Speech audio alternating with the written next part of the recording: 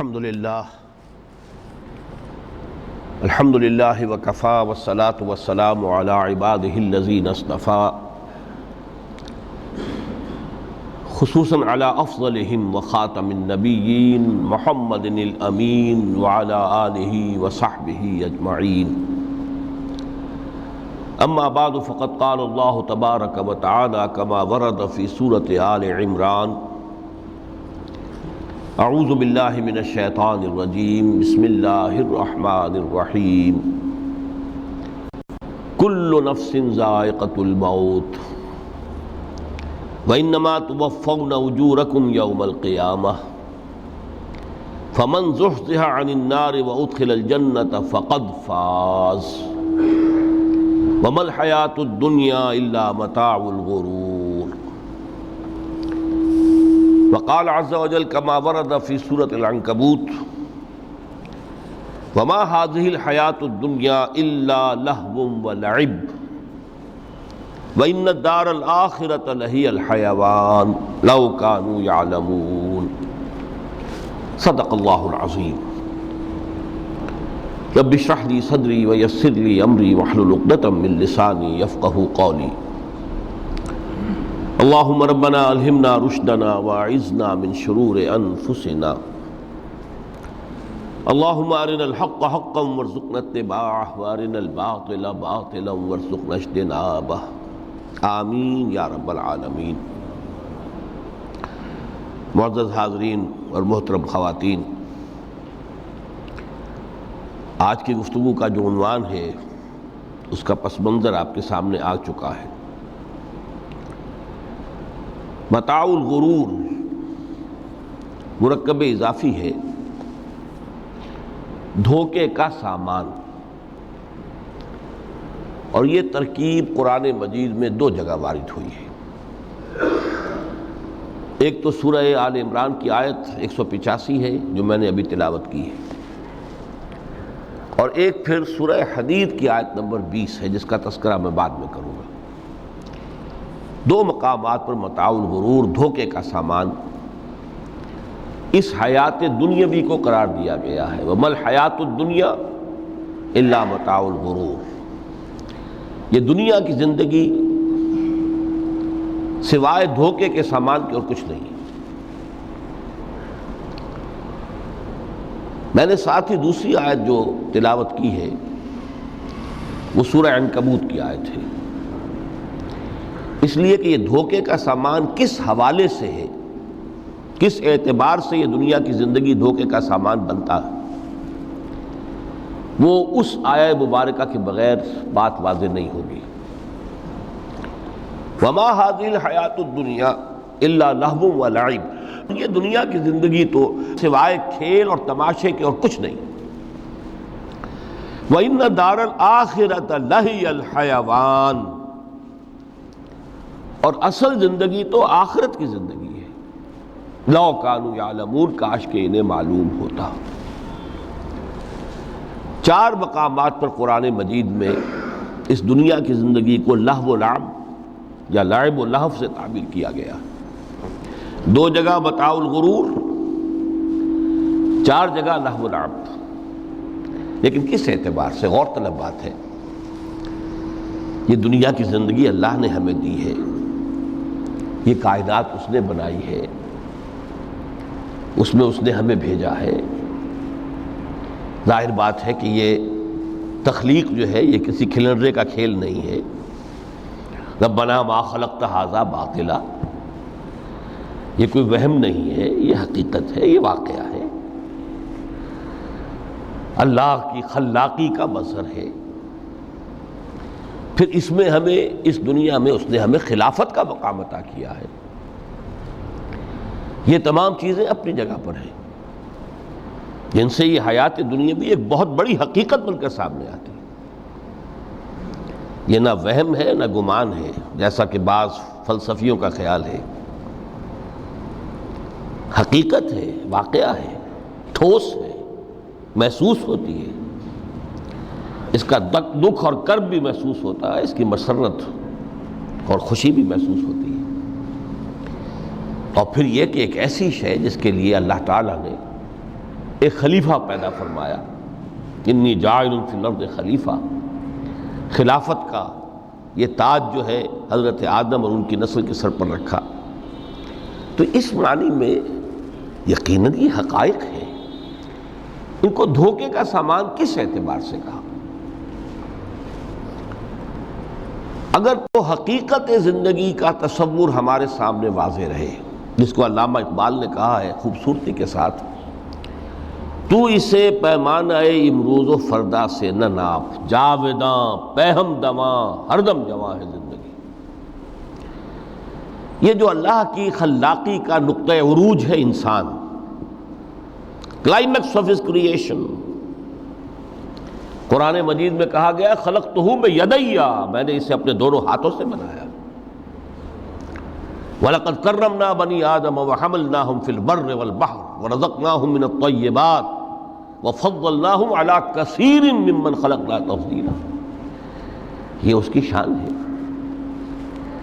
جس کے بارے میں دو جگہ فرمایا فَإِذَا سَوَّيْتُهُ وَنَفَخْتُ فِيهِ مِن رُوحِي، یہ روحی مرکب اضافی، خاص اللہ اپنی ذات کی طرف اس روح کو منسوب کر رہا ہے جو حضرت آدم میں پھونکی گئی۔ روحی، جب میں اس میں اپنی روح میں سے پھونک دوں، فَقَعُوا لَهُ سَاجِدِينَ، تو گر پڑنا اس کے سامنے سجدے میں۔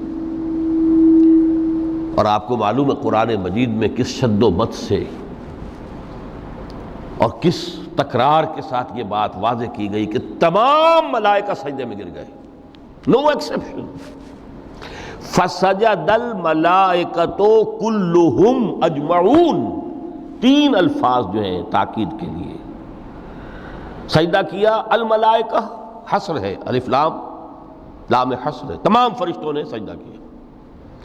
پھر کہیں تمہیں مغالطہ نہ رہ جائے کہ شاید جبرائیل نہ ہو اور بڑے نہ اسرافیل، نہیں، کلہم، سب کے سب۔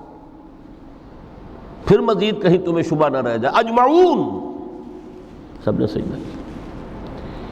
وہ انسان جو ہے اس کی زندگی یہ 30 35 40 50 60 70 80 برس نہیں ہے، اس کی زندگی بہت طویل ہے، بہت طویل ہے۔ میں آج اس حیات انسانی کے دو پہلو تو وہ ہیں جو اکثر لوگوں کے علم میں ہیں، حیات دنیاوی یعنی دنیا میں پیدائش سے لے کر موت تک، یہ ایک وقفہ ہے۔ پھر یہ کہ اس کے بعد حیات اخروی ہے جس کا آغاز ہو جائے گا عالم برزخ سے، پھر بعث بعد الموت ہے، پھر حیات اخروی، یہ سب جانتے ہیں۔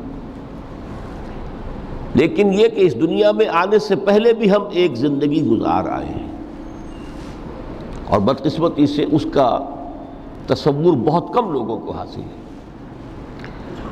اور عہد حاضر کے جو ریشنلسٹ قسم کے عقلیت زدہ میں کہتا ہوں انہیں، یا عقلیت گزیدہ، عقلیت سے ڈسے ہوئے لوگ، وہ ان چیزوں سے ابا کرتے ہیں، دور بھاگتے ہیں۔ ہماری پہلی تخلیق ہوئی تھی عالم ارواح میں، الارواح جنود مجندہ، لشکروں کے لشکر تھے۔ آدم سے لے کر آخری انسان جو دنیا میں پیدا ہوگا قیامت تک، سب کی ارواح عالم ارواح میں پیدا کر دی گئی۔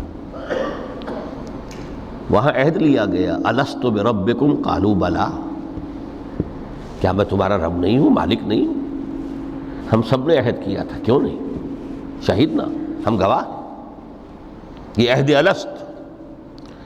اور ظاہر بات ہے کہ عہد جو ہوتا ہے جب تک انسان کو اپنی ذات کا شعور نہ ہو، خود شعوری نہ ہو، آپ دنیا میں معاہدہ کرتے ہیں تو کہتے ہیں کہ بقائمی ہوش و حواس میں یہ عہد کر رہا ہوں، معاہدہ کر رہا ہوں، تو ظاہر بات ہے کہ اس وقت ہم تھے اور ہوش و حواس کے ساتھ تھے، خود شعوری کے ساتھ تھے، لیکن صرف ارواح تھی، جسد نہیں تھے۔ اور یہی ہے وہ مقام جس کے بارے میں حضور نے سے جب پوچھا گیا کہ متى وجبت لک النبوۃ یا رسول اللہ، اللہ کے رسول آپ کو نبوت کب ملی؟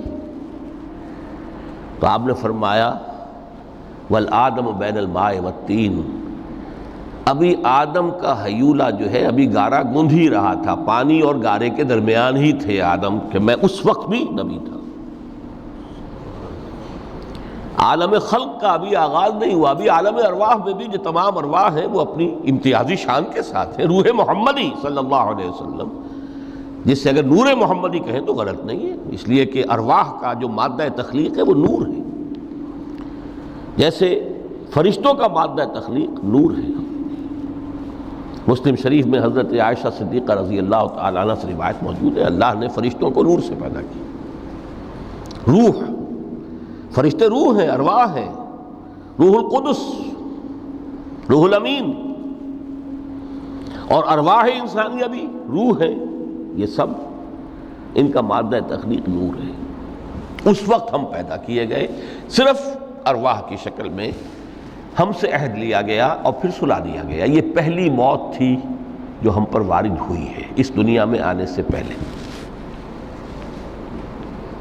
اس لیے کہ سورہ مومن کی ایک آیت میں فرمایا گیا ہے کہ جہنم میں لوگ جو ہیں فریاد کریں گے، ربنا امتنا اثنتین واحییتنا اثنتین فاعترفنا بذنوبنا فہل الی خروج من سبیل۔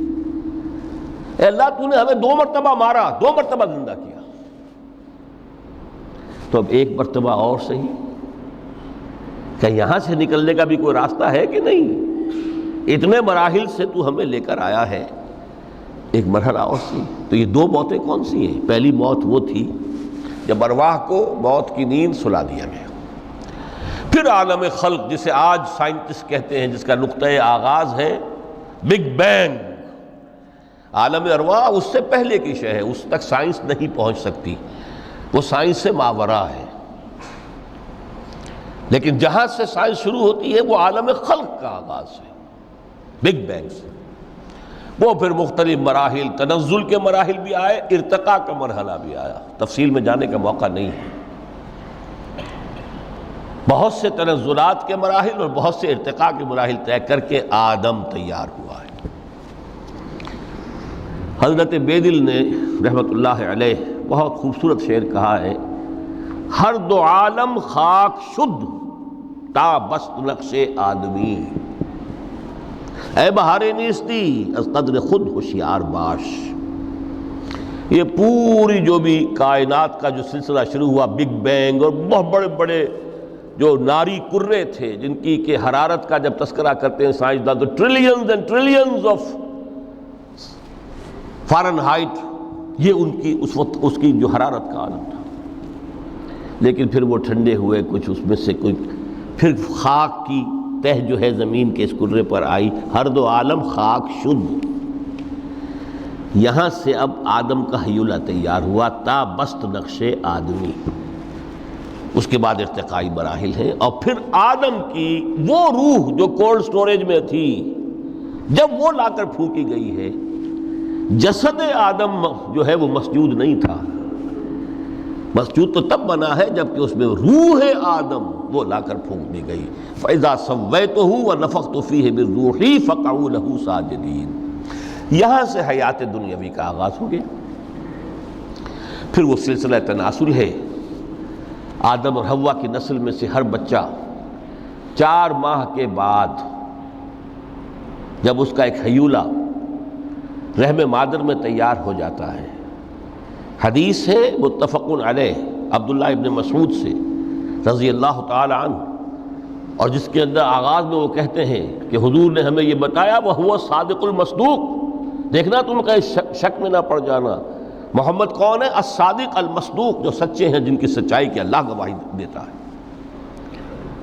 کہ رحم مادر میں 40 دن تم نطفے کی شکل میں ہوتے ہو، پھر 40 دن علقہ کی شکل میں ہوتے ہو، پھر 40 دن تو مضغہ کی شکل میں ہوتے ہو، پھر اللہ تعالیٰ فرشتے کو بھیجتا ہے جو اس میں روح پھونکتا ہے۔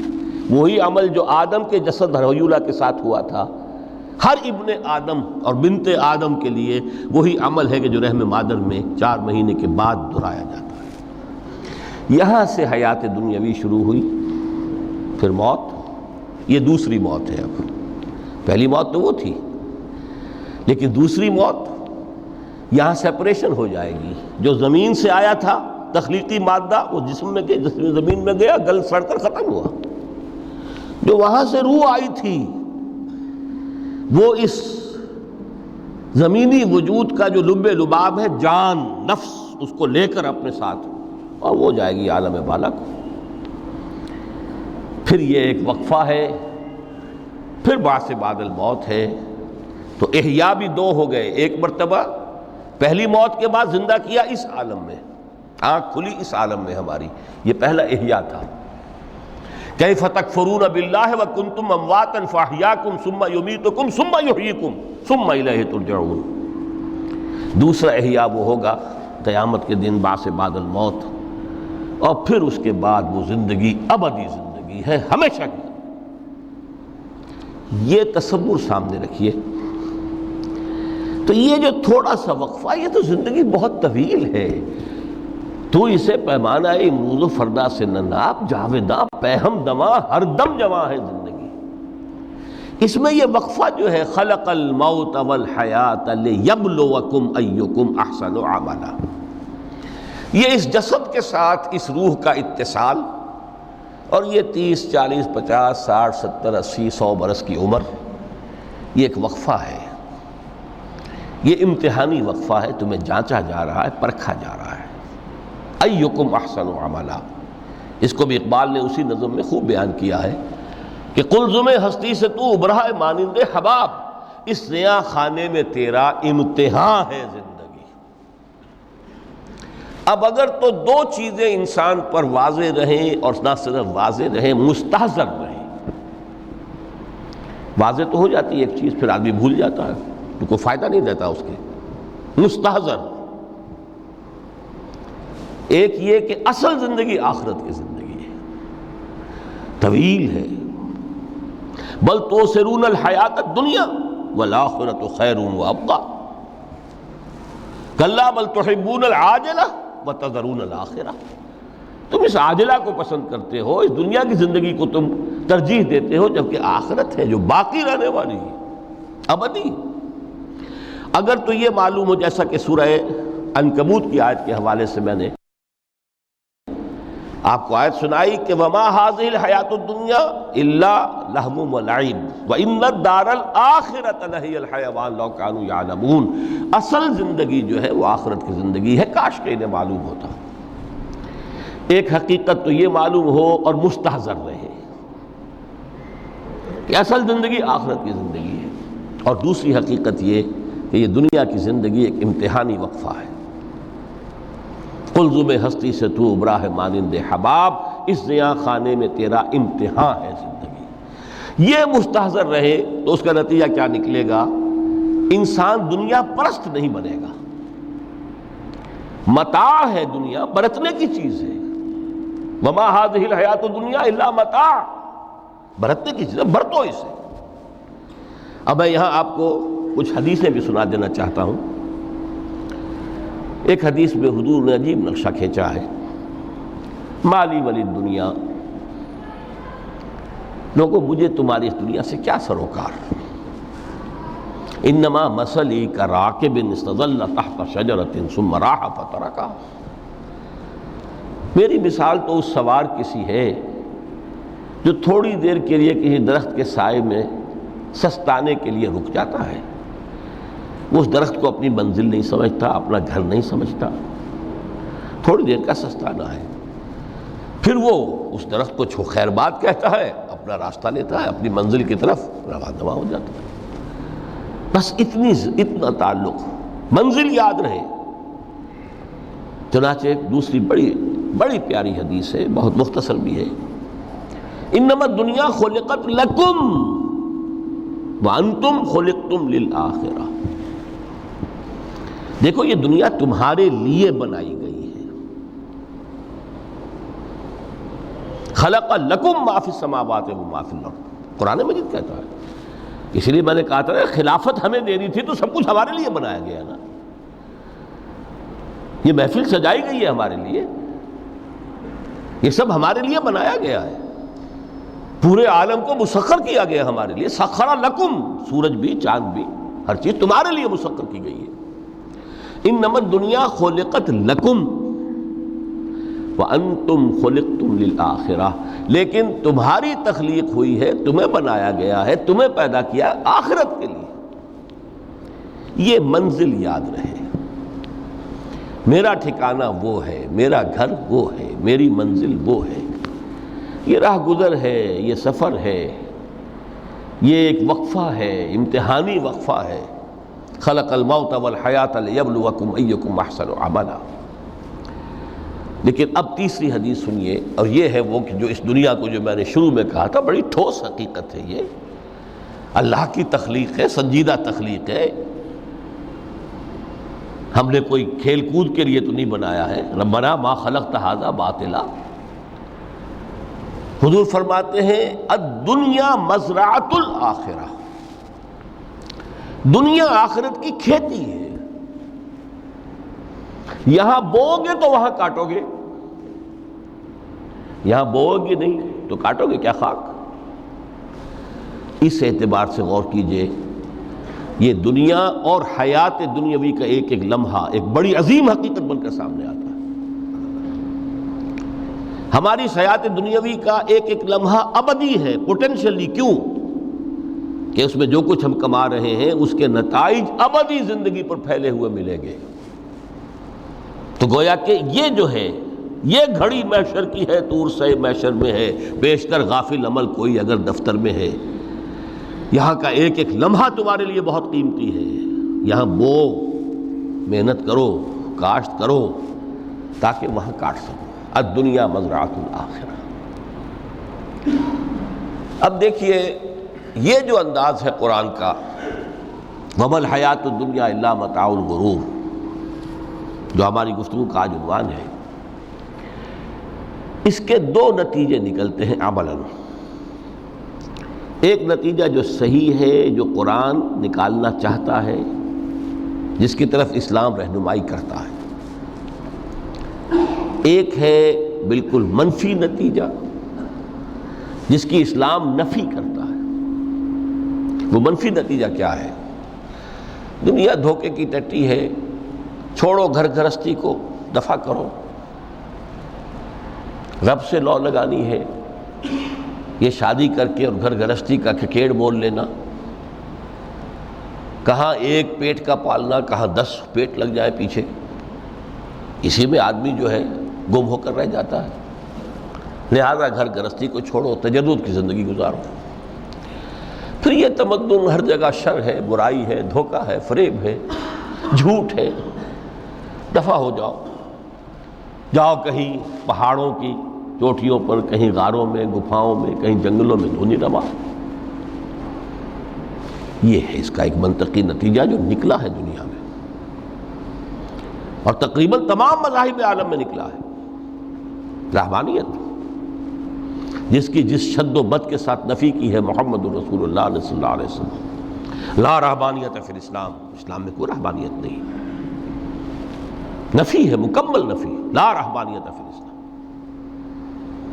فرمایا کہ النکاح من سنتی، یہ میری سنت ہے، میرا طریقہ ہے، گھر گھرستی کی زندگی اختیار کرنا یہ میری سنت ہے۔ 3 صحابہ پر کچھ اسی طرح کا غلبہ ہو گیا تھا۔ صحابہ میں ہر طرح کے لوگ تھے، ان میں وہ لوگ بھی تھے کہ جو بڑے ریشنلسٹ تھے، عقل کے حوالے سے بات سمجھنے والے۔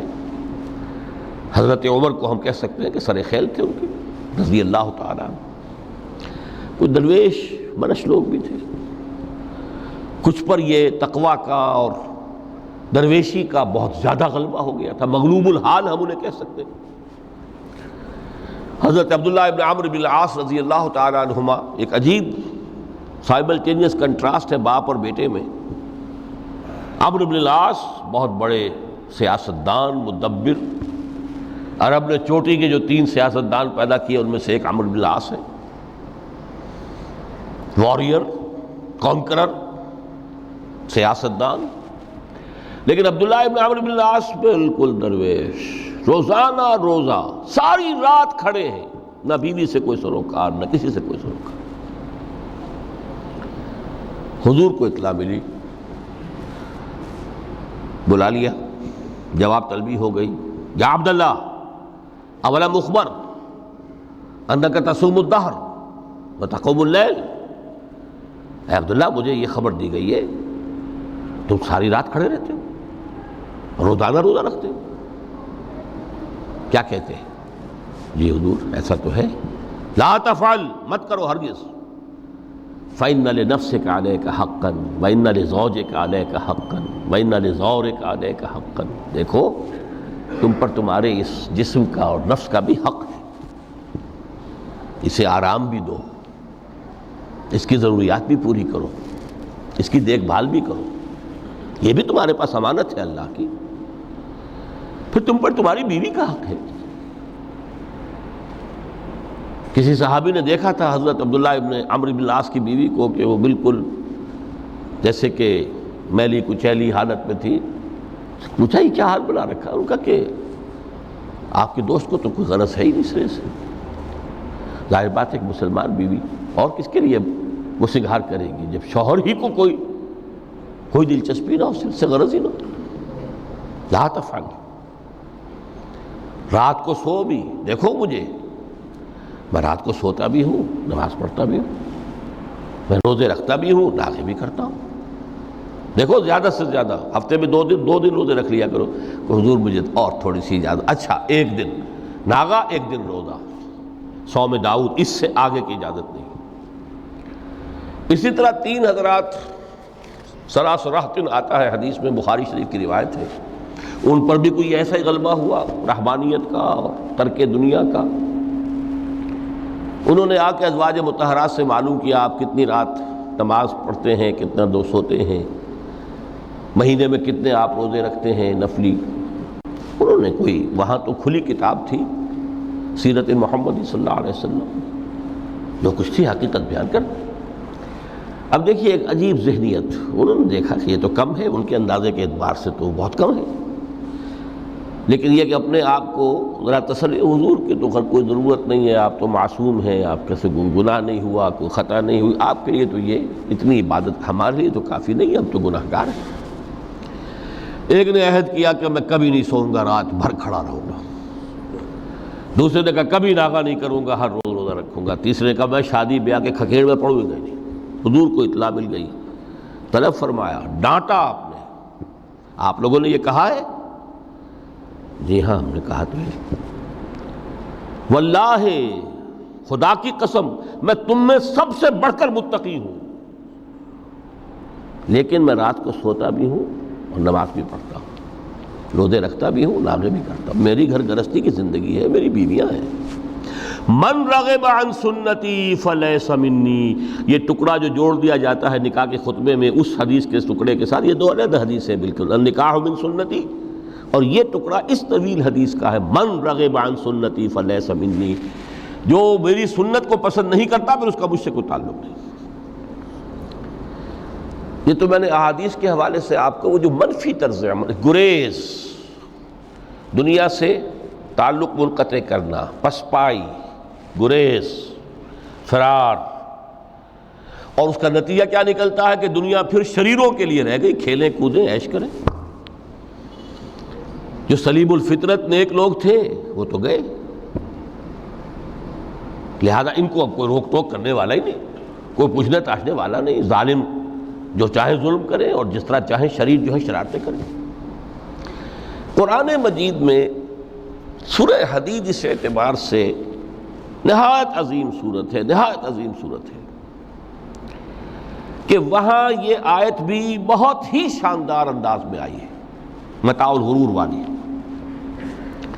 خاصی طویل آیت بن کر آئی ہے، اور جیسا کہ میں نے عرض کیا 4 جگہ تو حیات دنیاوی کو کہا گیا ہے صرف لہو و لعب یا لعب و لہو،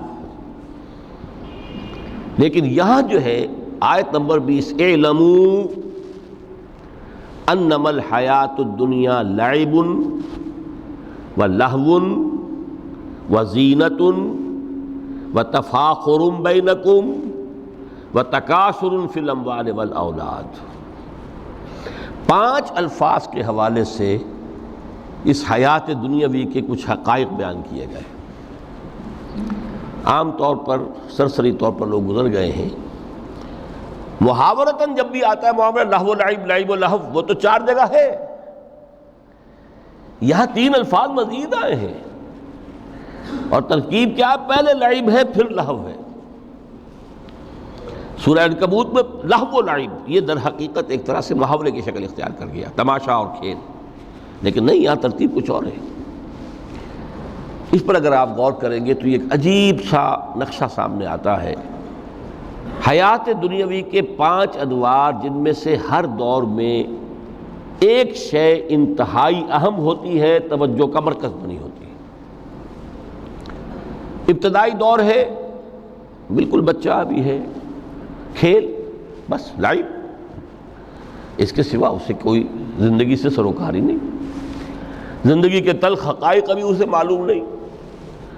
بھوک لگی تو رو پڑے، ماں نے دودھ پلانا ہے، کھلانا ہے، ان سے تو کچھ نہیں کرنا اس نے، وہ لعب ہے، کھیل۔ لیکن تھوڑا سا آگے چلتے ہیں، ٹین ایجر سٹیج میں جب داخل ہوتا ہے آدمی، تو اب وہ نرا کھیل، معصومانہ کھیل نہیں رہتا، اس میں تلذذ، سینشول گریٹیفیکیشن کا عنصر شامل ہو جاتا ہے۔ اب اس کا کہا لہو، اعلموا انما الحیات الدنیا لعب و لہو۔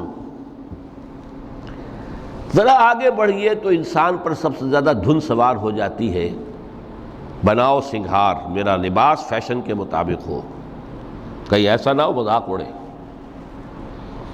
اپنے لباس کے بارے میں بہت کانشیس ہوگا، اپنے ہیئر کٹ کے بارے میں بہت کانشیس ہوگا، ہر چیز کے بارے میں بہت کانشیس۔ زینت، بناؤ سنگھار، آرائش، زیبائش۔ اس سے ذرا آگے گئے،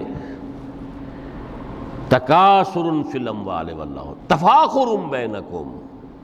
یہ سمجھیے کہ تقریباً 30 برس کی عمر جب انسان کی ہوتی ہے، اب فخر، تفاخر، یا دولت پر فخر ہوگا، یا نسب پر فخر ہوگا، یا اپنی کسی سیاسی حیثیت پر فخر ہوگا، اپنی چودراہٹ پر فخر ہوگا۔ تفاخر بینکم، جسم میں جان میں چونکہ توانائی ہوتی ہے، قوت ہوتی ہے، لیکن اس کے بعد جب عمر ڈھلی، بڑا ریئلسٹک ہو جاتا ہے انسان۔ پھر یہ جو 4تھی سٹیج تھی، اس میں تو یہ کہ مونچھ نیچی نہ ہو، چاہے سب کچھ میں اپنا خرچ کر دوں، داؤ پہ لگا دوں، لیکن مونچھ نیچی نہیں ہوگی۔ آخری سٹیج وہ ہوتی ہے کہ پھر ہوکا لگ جاتا ہے آدمی کو، تکاثر فی الاموال والاولاد، مال اور اولاد کی کثرت کثرت کثرت۔ اب یہ ہوتا ہے کہ مونچھ نیچی کیا، مونڈ بھی دی جائے تو کوئی حرج نہیں، مال آنا چاہیے، ویری ریئلسٹک۔ اور اسی حال میں انسان ہوتا ہے، آخری پارے کی صورت نے پھر اس میں ایڈ کر کے اس کے اوپر مہر لگا دی، الہاکم التکاثر حتی زرتم المقابر۔ یہ تکاثر جو ہے پیچھا نہیں چھوڑتا۔ اتنی دولت بھی ہے کہ آپ کی 10 نسلیں کھا سکے اطمینان سے بیٹھ کر، تب بھی صبر نہیں ہوتا۔ بڑے میاں کی ٹانگیں جو ہیں وہ قبر میں لٹکی ہوئی ہیں، لیکن تکاثر جو ہے، تکاثر مال، وہ پیچھا نہیں چھوڑتا۔ حتی زرتم المقابر، یہاں تک کہ قبروں تک جا پہنچے، قبر میں اتار دیا جائے، جب تک ٹانگیں صرف لٹکی ہوئی ہیں اس وقت تک نہیں۔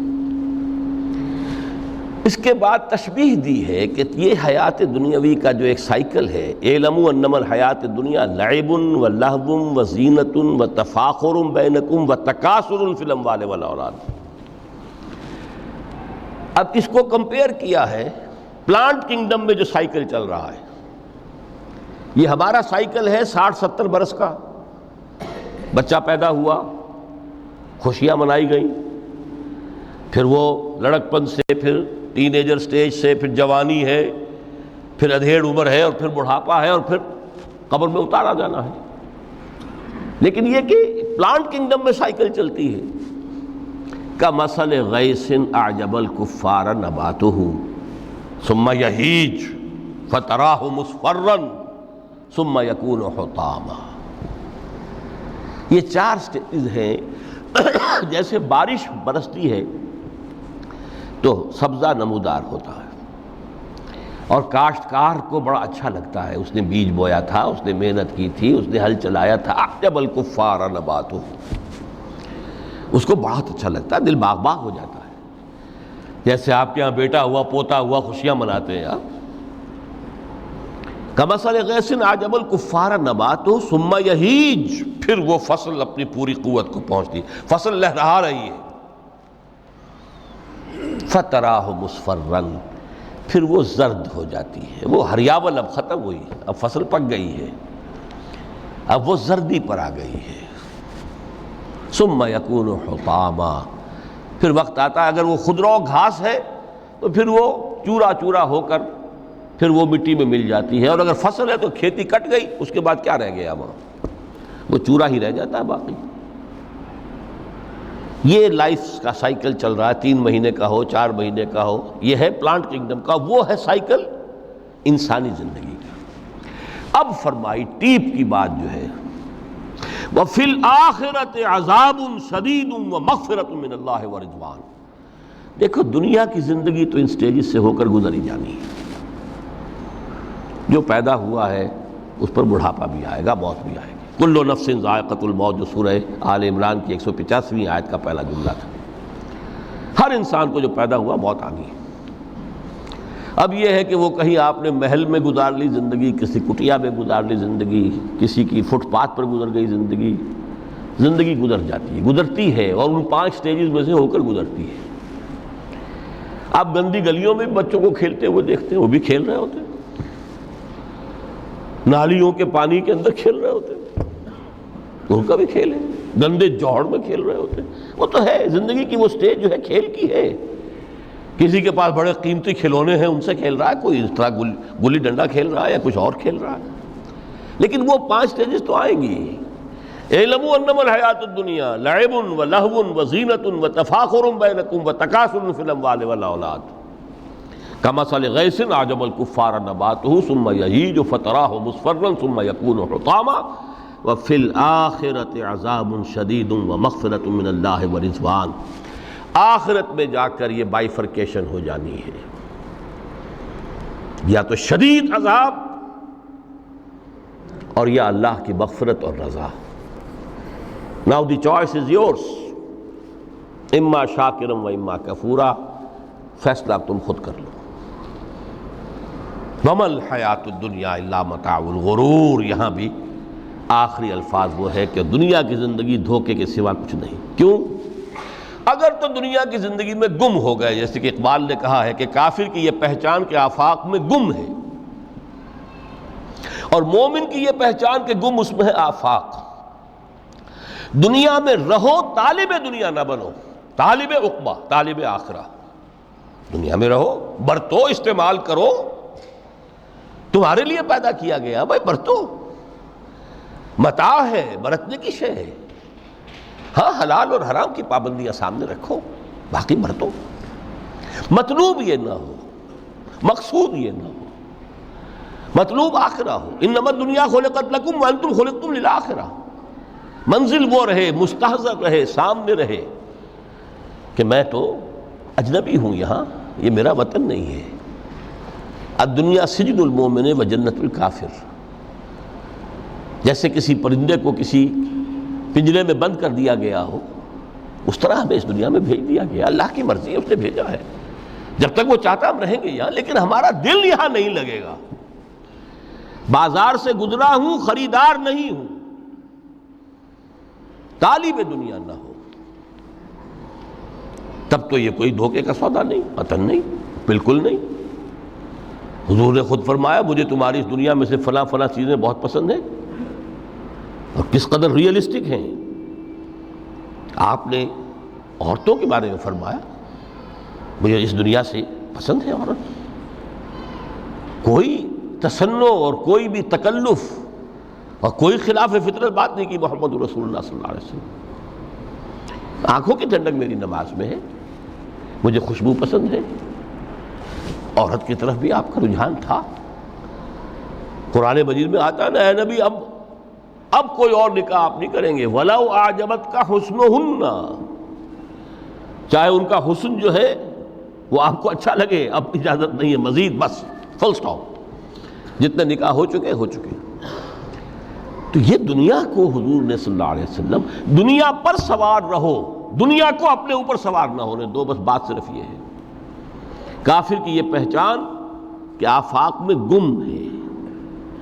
اسی لیے سورہ کہف کا ایک مرکزی مضمون ہے، پہلے رکوع میں بات آتی ہے اِنَّا جَعَلْنَا مَا عَلَى الْأَرْضِ زِینَةً لَهَا لِنَبْلُوَهُمْ أَيُّهُمْ أَحْسَنُ عَمَلًا۔ ہم نے اس دنیا پر جو کچھ ہے، یہ اسکائی اسکریپرز بن گئے ہمارے زمانے میں، اور یہ شاندار بلڈنگز ہیں، اور یہ کچھ ہے، ہم نے زینت اور زیبائش اور آرائش بنا دیا ہے تاکہ آزمائیں۔ انہی کے حسن کے شکار ہو جاتے ہو اور ان کے پرستار بن کر رہ جاتے ہو۔ رخ روشن کے آگے شمع رکھ کر وہ یہ کہتے ہیں ادھر جاتا ہے دیکھیں یا ادھر پروانہ آتا ہے، پھر بھی اللہ ہی کے عاشق بنے رہو، اللہ ہی سے محبت کرو تو کامیاب ہو گئے، دنیا کو برتو۔ اگر دنیا یہ عروس ہزار داماد جو ہے، اگر کہیں یہ محبوبہ بن گئی تو گئے، ختم۔ اچھا دیکھیے اس سورہ حدید میں اب یہ دنیا کی حقیقت کو اس طرح بیان کر کے دو نتیجے جو اس سے نکلتے ہیں ان کو علیحدہ علیحدہ بیان کر دیا۔ ایک نتیجہ جو میں بیان کر چکا، رہبانیت، ترک دنیا، اس کی نفی کرتے ہوئے فرمایا وَلَقَدْ أَرْسَلْنَا نُوحًا وَإِبْرَاهِيمَ وَجَعَلْنَا فِي ذُرِّيَّتِهِمَا النُّبُوَّةَ وَالْكِتَابَ فَمِنْهُمْ مُهْتَدٍ وَكَثِيرٌ مِّنْهُمْ فَاسِقُونَ ثم قفينا على آثارهم برسلنا وقفينا بعيسى ابن مريم وآتيناه الإنجيل وجعلنا في قلوب الذين اتبعوه رأفة ورحمة ورهبانية ابتدعوها ما كتبناها عليهم۔ اصل مضمون یہ تھا جس کے لیے تمہید اتنی لمبی باندھی، ہم نے نوح کو بھیجا، ابراہیم کو بھیجا، ان کی اولاد میں ہی نبوت اور کتاب رکھ دی، پھر ان کے نقش قدم پر ہم نے اٹھایا عیسیٰ ابن مریم کو، انہیں انجیل دی، اور جو لوگ ان پر ایمان لائے ان کے دلوں میں رحمت اور رافت کے جذبات پیدا کر دیے، انسانی ہمدردی۔ حضرت عیسیٰ کا جو اپنا مزاج تھا، ظاہر بات ہے کہ آپ کے حواریین اور آپ پر ایمان لانے والوں میں اسی کا ایک عکس پیدا ہونا تھا، لہذا وہ ایک خاص کیفیت، لیکن فرمایا ایک شے کو انہوں نے بدعت کے طور پر ایجاد کر لیا، وَرَهْبَانِيَّةً ابْتَدَعُوهَا مَا كَتَبْنَاهَا عَلَيْهِمْ۔ رہبانیت کی انہوں نے بدعت ایجاد کر لی، یہ انہوں نے کی ہے، ہم نے یہ ان پر فرض نہیں کی تھی۔ یہ ہے وہ منفی نتیجہ، گریز، خانقاہوں میں جا کر بیٹھ جاؤ، موناسٹسزم، تجرد کی زندگی گزارو۔ نتیجہ اس کا کیا نکلتا ہے کہ بظاہر راہب اور راہبائیں رہ رہی ہیں اور رہ رہے ہیں، اور اندر جو حرام کاری کے بازار چل رہے ہیں، اور تہخانوں کے اندر حرامی بچوں کی قبروں کے قبرستان بنے ہوئے۔ ہسٹری آف کرسچین موناسٹسزم پر کتابیں پڑھ لیجیے، خود انہوں نے اپنے سارے جو ہیں بخیے ادھیڑ کر خود رکھ دیے۔ یہ رہبانیت، یہ اسلام کا راستہ نہیں ہے۔ احادیث کے حوالے سے میں آپ کے سامنے پہلے بیان کر چکا ہوں، میں بعد میں تھوڑا سا عرض کروں گا کہ ہمارے ہاں بھی یہ رسم کیوں آئی اور کیسے آئی۔ الحمدللہ اس درجے میں نہیں آئی جس درجے میں کہ کرسچینٹی میں آئی ہے، الحمدللہ ثم الحمدللہ، لیکن کسی درجے میں اگر آئی ہے تو کیوں آئی ہے یہ میں بعد میں عرض کروں گا۔ لیکن اس کا مل حیات الدنیا الا متاع الغرور کا دوسرا نتیجہ کیا ہے؟ پہلا نتیجہ تھا گریز کا، پسپائی کا، فرار کا، معاشرے سے نکل بھاگنے کا، تاکہ معاشرے میں اشرار کھل کھیلیں، جو چاہیں کریں۔ ایک راستہ یہ ہے، ترک دنیا کے معنی ہیں ترک لذات دنیاوی، آسائشوں کو ترک کرنا، سختیاں جھیلنا، کس لیے؟ تاکہ دنیا سے ظلم کا خاتمہ ہو، باطل کا تختہ الٹ دیا جائے، ظلم کا استیصال۔ ظاہر بات ہے ظالم آسانی سے ظلم نہیں چھوڑے گا، ایکسپلائٹر واعظ و نصیحت سے اپنے ایکسپلائٹیشن سے باز نہیں آئے گا۔ شاذ ہوتے ہیں اس طبقے کے اندر بھی یقیناً کچھ سلیم الفطرت لوگ ہوتے ہیں، جیسے طبقہ اشرافیہ سے تھے حضرت ابو بکر رضی اللہ تعالیٰ عنہ، سلیم الفطرت انسان تھے، وہ کوئی غلاموں کے طبقے سے تو نہیں تھے، کوئی فقراء کے مساکین کے طبقے میں سے نہیں تھے، اونچے طبقے میں سے تھے، عشرہ مبشرہ اکثر و بیشتر اس طبقے سے تھے۔ لیکن بائی اینڈ لارج وہ جو طبقہ ہوتا ہے یا تو وہ اپنے جبر اور استبداد کا تخت جو ہے جما کر بیٹھا ہوا ہے لوگوں کی گردنوں کے اوپر، پولیٹیکل ریپریشن ہے، یا اکنامک ایکسپلائٹیشن ہے، استحصال، محنت لوگ کریں کھائیں گے ہم، عیش ہم کریں گے، محنت کسان کریں جا کے کھیت میں، ہم لے آئیں گے اپنا حصہ اور عیش کریں گے، یا کوئی سوشل ڈسکریمنیشن ہے، یہ اونچا ہے یہ نیچا ہے، یہ تو پیدا ہی ہوا ہے شودر، یہ اس سے نکل ہی نہیں سکتا، اور یہ پیدا ہوا برہمن، یہ تو اونچا ہے۔ اس تینوں قسم کے ظلم، اس کا خاتمہ کرنا، اس کے لیے جد و جہد کی ضرورت ہے، جہاد کی ضرورت ہے، قتال کی ضرورت ہے، اور جہاد و قتال آپ نہیں کر سکتے جب تک کہ لذات دنیاوی سے کنارہ کشی نہ کریں، جب تک کہ اپنی بیلٹ کو ٹائٹ نہ کریں، جب تک کہ اپنی ضروریات زندگی کو کم نہ کریں۔ ضروریات زندگی کم کریں گے تو تفریغ الاوقات ہوگا، جو تبلیغی بھائیوں کی اصطلاح ہے بہت اہم، اپنے وقت کو فارغ کر سکیں گے۔ اس وقت کو فارغ کریں گے تو پھر وہ جد و جہد، وہ محنت، وہ جہاد، اس کے لیے آپ کے پاس وقت ہوگا، اس کو آپ لگا سکیں گے۔ پھر اس میں جب سخت سے سخت منزلیں آئیں گی تو اس میں میدان میں مقابلہ بھی ہوگا، جان کی بازی بھی کھیلنی پڑے گی، اس میں قید و بند کا وقت بھی آ سکتا ہے۔ 3 برس تک اگر محمد عربی صلی اللہ علیہ وسلم پورے خاندان بنی ہاشم کے ساتھ بدترین اسیری سمجھ لیجئے شیب بنی ہاشم میں جو رہیں، یہاں تو اسیروں کو آپ راشن تو دیتے ہیں، کھانا تو دیتے ہیں، وہاں تو اصل جو ہے وہ تو دونوں طرف سے گھاٹی کا منہ بند کر دیا گیا تھا، سیل تھی کہ کوئی شے جو ہے وہ جانے نہ پائے اندر۔ 3 برس، جس میں کہ وہ وقت بھی آیا ہے کہ سوکھے ہوئے چمڑے ابال ابال کر اس کا پانی جو ہے بلکتے ہوئے بچے، پھول جیسے بچے بنی ہاشم، ان کے حلق میں ٹپکایا گیا ہے، اور کچھ نہیں۔ کچھ تھے لوگ، حکیم بن حزام جیسے رضی اللہ تعالیٰ عنہ، بعد میں ایمان بھی لے آئے۔ حضرت خدیجہ رضی اللہ تعالیٰ عنہ کے چونکہ وہ قریبی رشتہ دار تھے، وہ پہاڑ کو کراس کر کے چوٹی پر سے اتر کر کچھ کبھی کبھی کھانے پینے کی چیز پہنچا دیتے تھے۔ یہ سارے مراحل آئیں گے۔ یہ جو ہے یہ مثبت ہے، ترک دنیا وہ نہیں۔ ترک دنیا سے مراد دنیا کی لذتوں سے، دنیا کی آسائشوں سے، ان سے آدمی اپنے آپ کو پیچھے ہٹائے، ان کو چھوڑے، ان کو ترک کرے، تاکہ اپنا وقت، اپنا مال، اپنی صلاحیتیں صرف کر سکے۔ کس کام کے لیے؟ اب اس کے لیے دیکھیے آیت نمبر 25 ہے یہ سورہ حدید کی۔ لَقَدْ أَرْسَلْنَا رُسُلَنَا بِالْبَيِّنَاتِ، ہم نے اپنے رسولوں کو بھیجا واضح چیزوں کے ساتھ۔ بینہ وہ شے جو از خود ظاہر ہو۔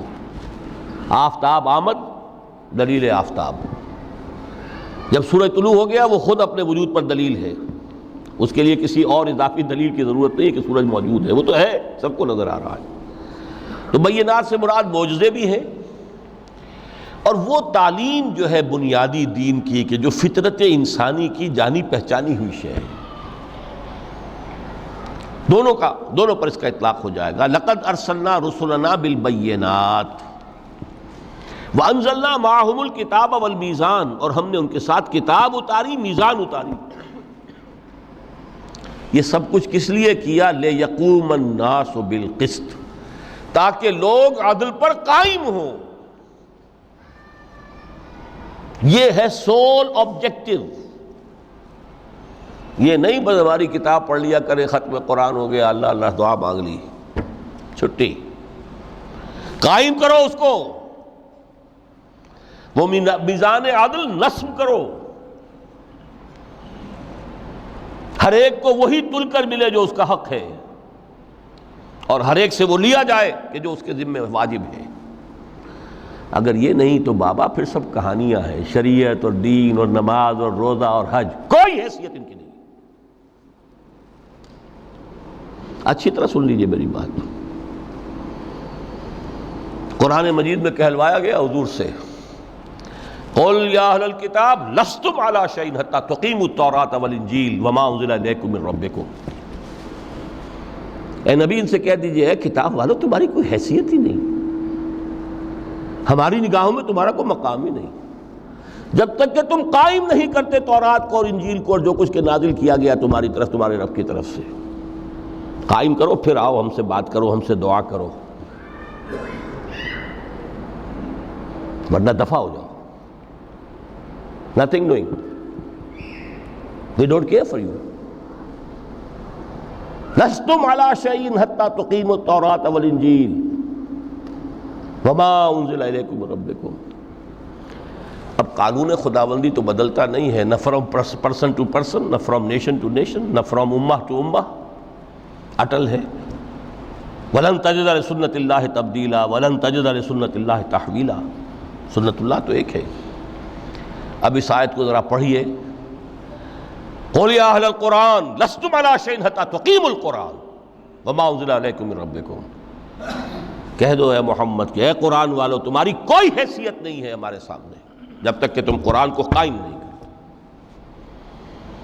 پڑھ لو اور اس کے قرات کے مقابلے منعقد کرا لو اور سونے کے تاروں سے اسے لکھ لو اور اس کو جو چاہو کر لو، کوئی حیثیت نہیں.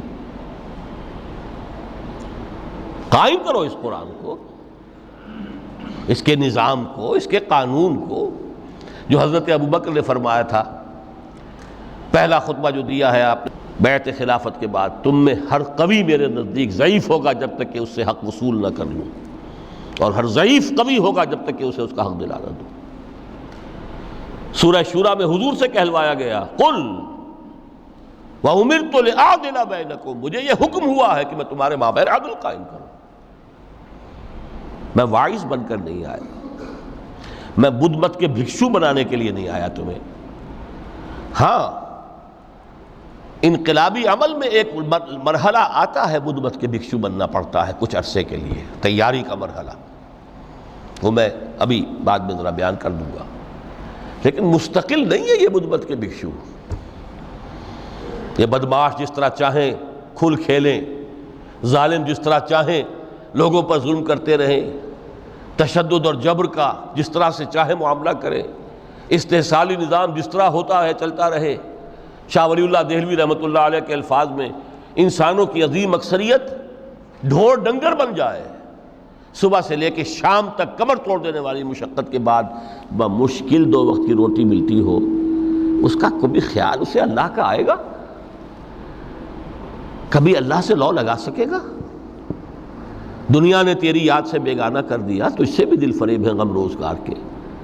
اس لیے حضور نے فرمایا کاد الفقر ان یکون کفرا، یہ فقر جو ہے یہ تو انسان کو کفر تک پہنچا دیتا ہے. عدل قائم کرو.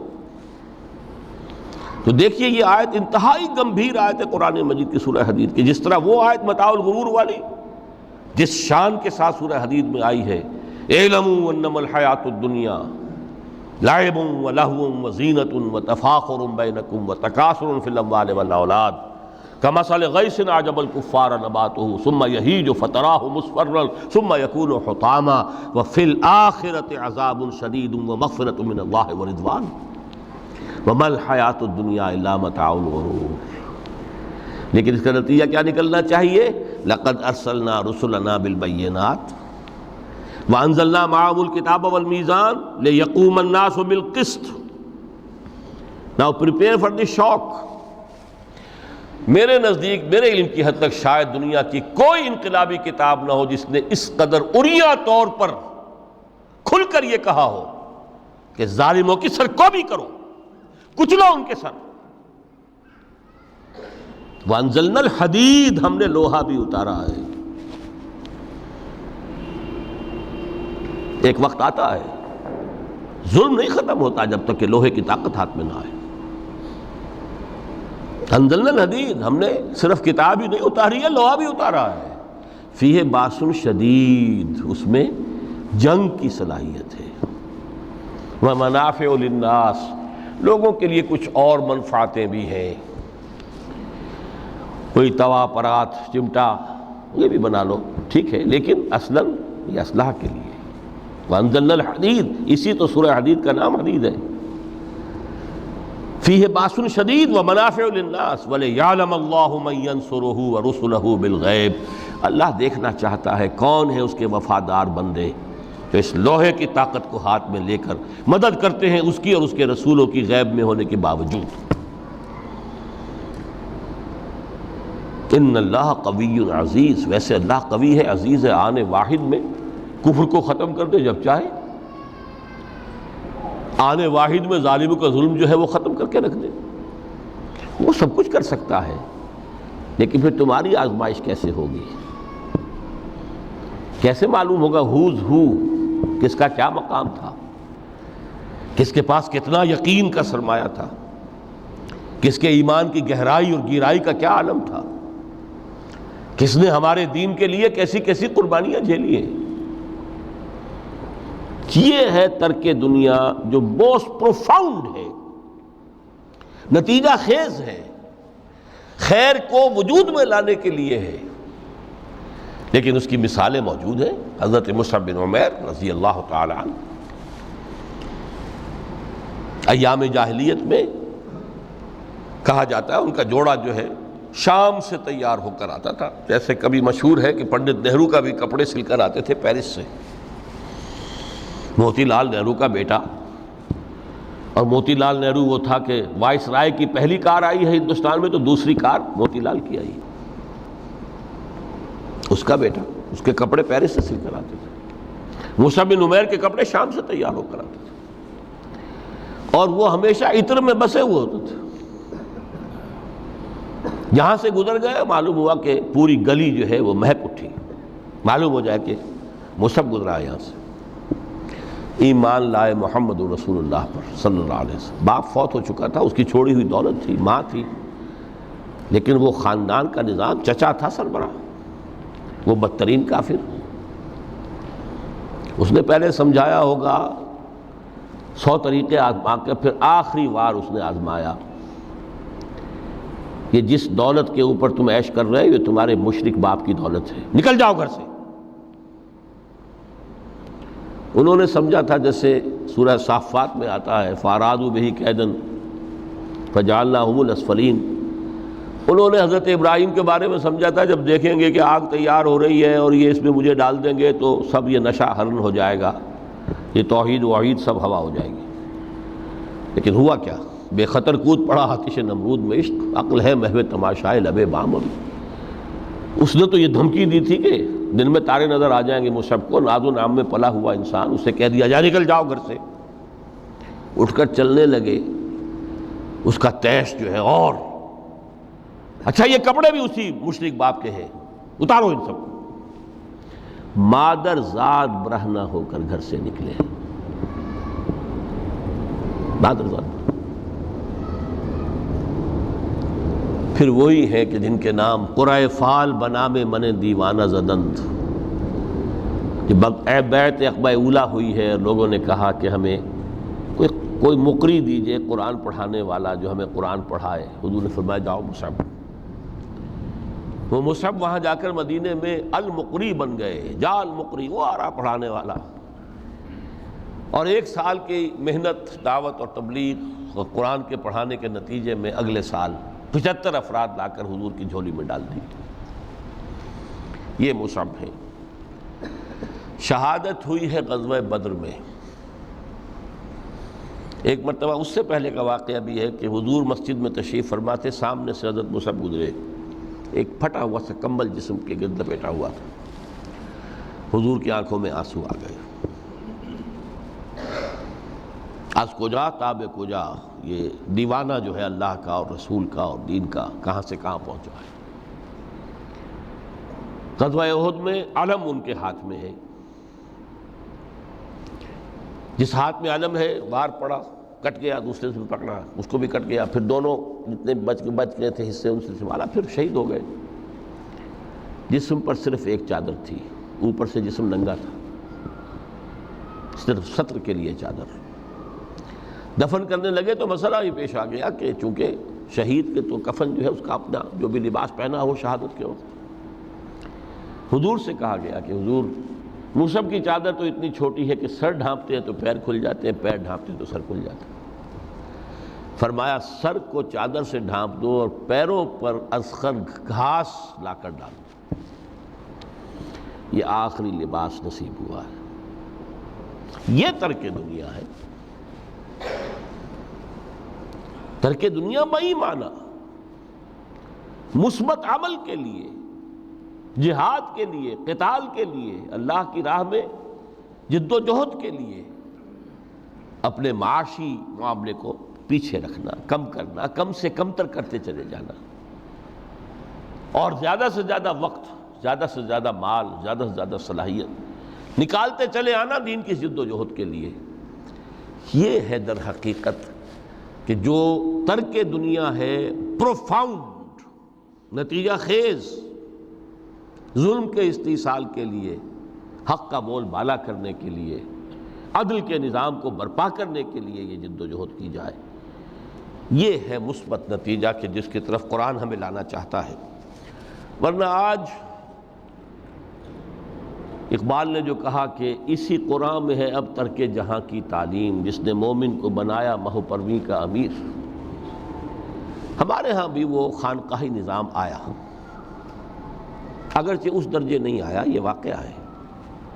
کرسچن منسٹسزم نے جس طرح کی شکلیں اختیار کی تھی وہ ہمارے یہاں نہیں آیا، اللہ کا فضل ہے، اللہ کا شکر ہے، لیکن آیا ضرور ہے۔ وہ چیزیں مراقبے ہیں، ذکر ہیں، اشغال ہیں، پھر یہ کہ اس کے لیے یہ لطائف ہیں، جہاں حضور نے نہیں سکھایا کہ 5 لطائف ہیں، 6 لطائف ہیں، ہر ایک کی کوئی روشنی علیحدہ ہے، کوئی نیلی ہے، کوئی پیلی ہے، ٹھیک ہے، ہوگی، میں یہ نہیں کہتا کہ نہیں ہے۔ آکلٹ سائنسز کی اپنی ایک حقیقت ہے، لیکن ہمیں اس سے روک دیا گیا۔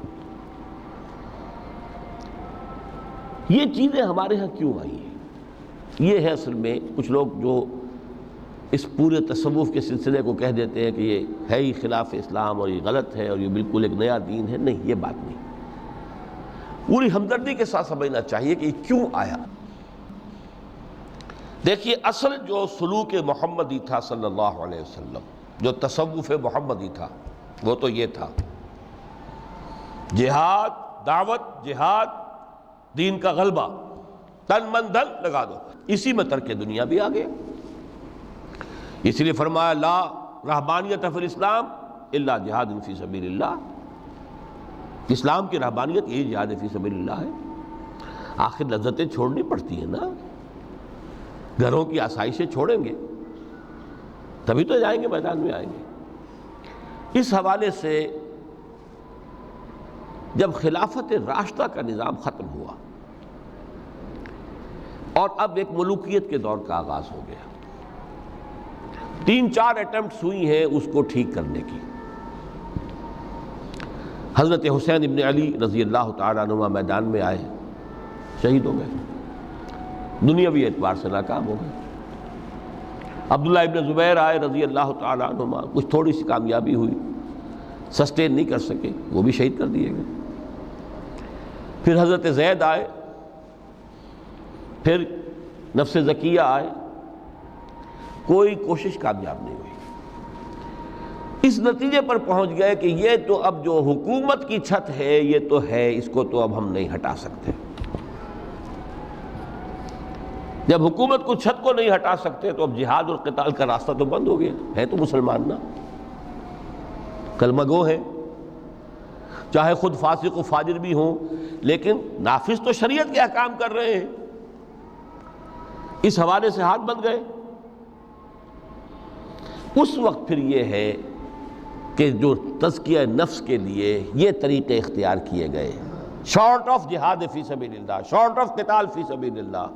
یوں سمجھیے کہ اگر کوئی درخت جو ہے یہاں پر آپ اس کو اگائیں تو چھت تک تو وہ جائے گا، لیکن چھت کے اوپر چھت کو پھاڑ تو نہیں سکتا نا، وہ پھر مڑ جائے گا۔ یہ ڈیفلیکشن ہوئی ہے ہمارے ہاں، جس سے کہ یہ خانقاہی نظام وجود میں آیا۔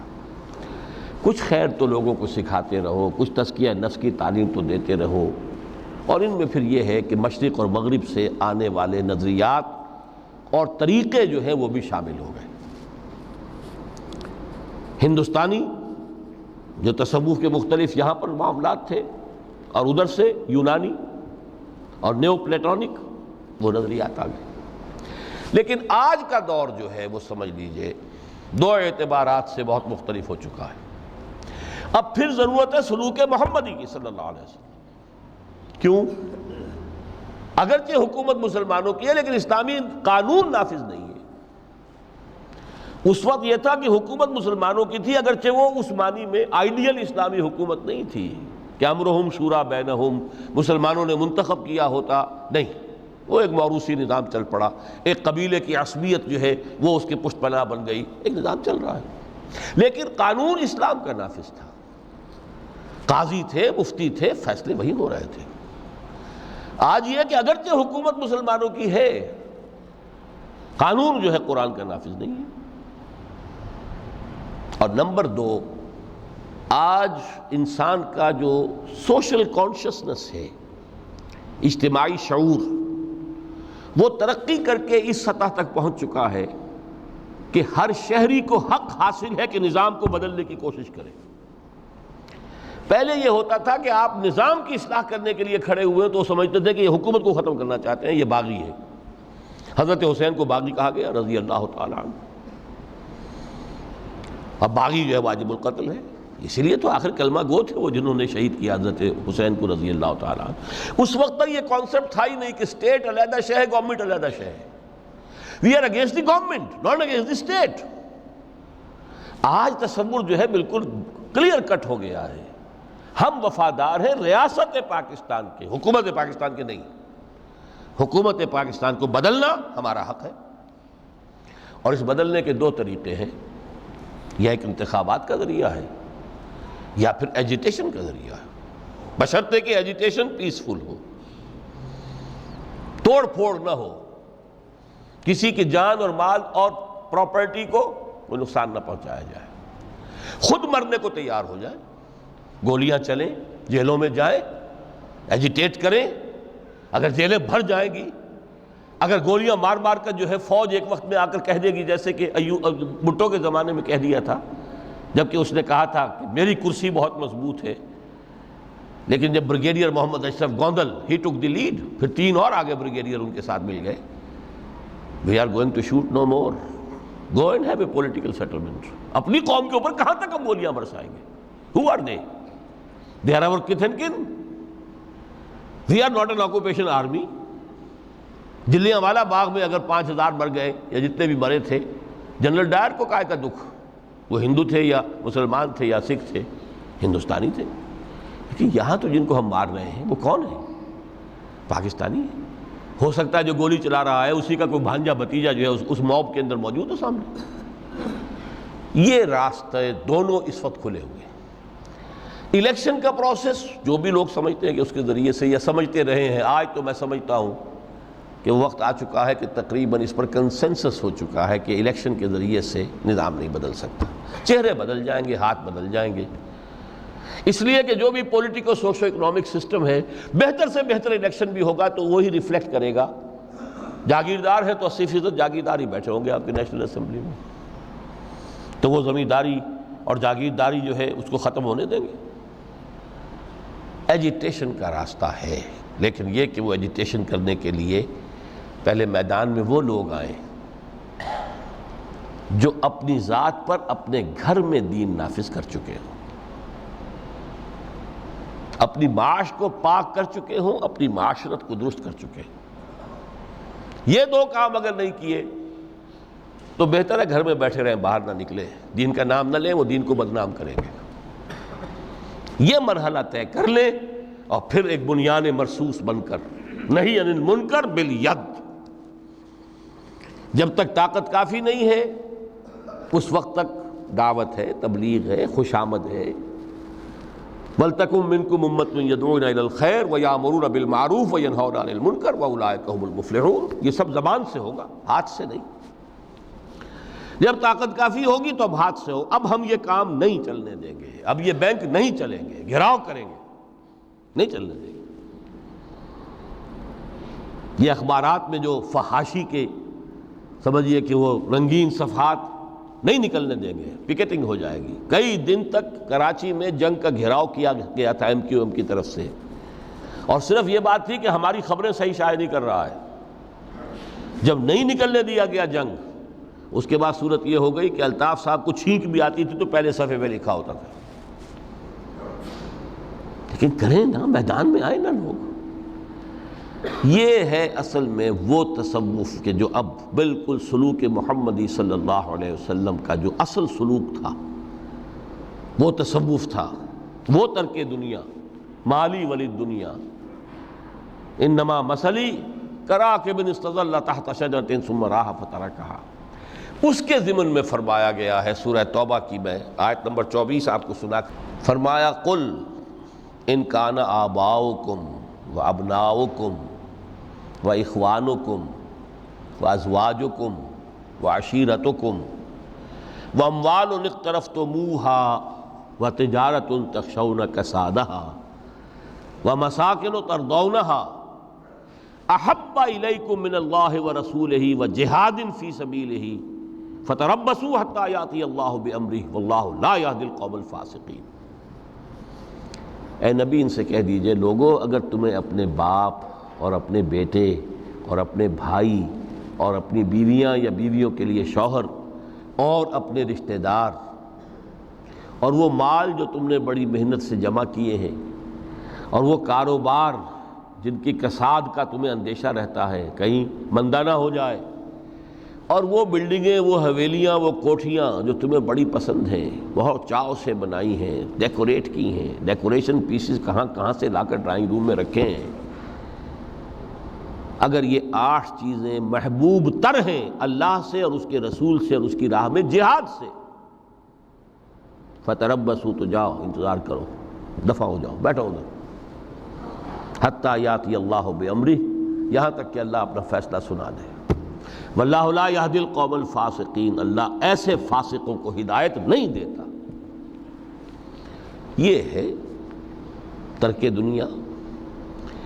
یہ ساری محبتیں جو ہیں، جیسے علامہ اقبال نے کہا، یہ مال و دولت دنیا، یہ رشتہ و پیوند، بتان وہم و گما لا الہ الا اللہ۔ مال و دولت دنیا کی 3 چیزیں لے لی، وہ مال جو تم نے جمع کیے، ایسیٹس تمہارے، وہ کاروبار جن کا کہ تمہیں اندیشہ ہوتا ہے کہ کساد نہ ہو جائے، اور وہ تمہاری بلڈنگیں، حویلیاں جو تمہیں بڑی محبوب ہیں، مال و اسباب دنیا، اور رشتہ و پیوند 5 گنوا دیے، باپ، بیٹا، بھائی، زوج یا زوجہ اور رشتہ دار۔ اگر یہ محبوب تر ہیں اللہ سے، اس کے رسول سے، اس کی راہ میں جہاد سے، تو جاؤ دفع ہو جاؤ، فتربصوا، گو اینڈ ویٹ، یہاں تک کہ اللہ اپنا فیصلہ سنا دے۔ اللہ ایسے یہ فاسق جو ہیں ان کو زبردستی ہدایت نہیں دیتا، اللہ کا قاعدہ ہی نہیں، ہدایت اس کو دیتا ہے جو طالب ہدایت ہو۔ تو متاع الغرور اس معنی میں کہ دنیا کی کوئی شے اور اس کی محبت ہمارے راستے میں بیڑی بن کر ہمارے پاؤں میں نہ پڑ جائے، اس راستے سے، دعوت دین اور اقامت دین کی جد و جہد سے، اگر یہ ہے تو یہ متاع الغرور ہے، دھوکہ ہے، فریب ہے۔ اگر یہ نہیں ہے، اس راستے پر آپ چل رہے ہیں، تو دنیا برتنے کی چیز ہے، استعمال کرو، دنیا ہی تو کھیتی ہے، یہی محنت کرو گے نا، اسی دنیا میں کوشش کرو گے، جہاد کرو گے، اسی دنیا میں دعوت اور تبلیغ کا کام کرو گے، یہی کھیتی ہے جس کی فصل تمہیں کاٹنی ہے جا کر قیامت میں۔ یہ دونوں پہلو ہمارے سامنے رہنے چاہیے۔ میں آپ حضرات کا بہت ممنون ہوں، آپ نے بہت توجہ سے میری باتوں کو سنا ہے۔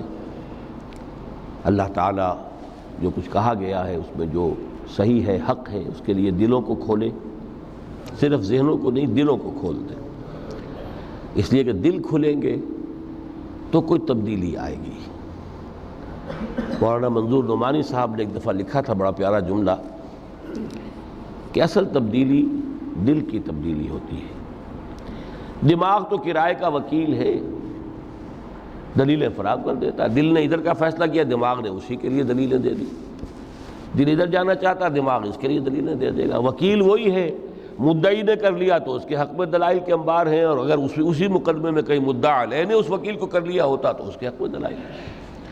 تو اللہ تعالیٰ دلوں کو کھولے اور اس متاع الغرور کے پھندوں سے ہمیں نکل کر اصل محبت اللہ سے اور اس کی راہ میں جہاد سے، اور اصل مطلوب و مقصود زندگی آخرت کی، اس کی ہمیں توفیق عطا فرمائے۔ اقول قولی ھذا واستغفر اللہ لی ولکم ولسائر المسلمین والمسلمات۔